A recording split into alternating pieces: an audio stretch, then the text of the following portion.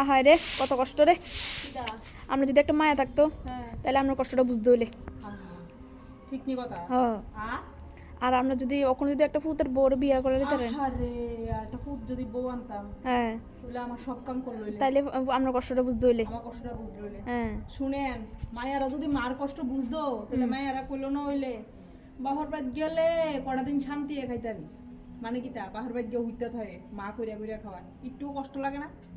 জন্ম দিছে না শাশুড়ি, কিন্তু শাশুড়ির রাইন্দা খাওয়া, শাশুড়ির সব কাম করে ডরে।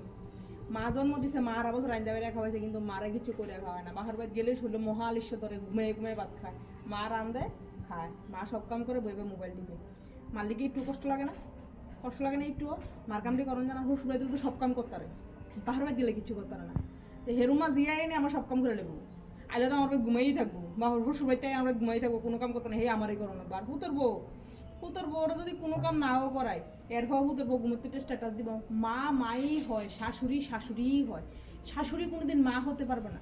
বুঝিনি কি তা বলছি? কোনো কাম যদি না করায়, আর যদি কাম করায় তাহলে তো কইবো সারাদিন কাম করো হরির মন পাই না। বুঝিনি কি তা বলছি? ওই এই ফিসাটা আছে না, আমার হাতেই থাকবো, এবার বউ আয়োক আর হরি আয়োক আর উত্তর বউ আয়োক আর জি আয়োক, এটাই আমার সম্বল।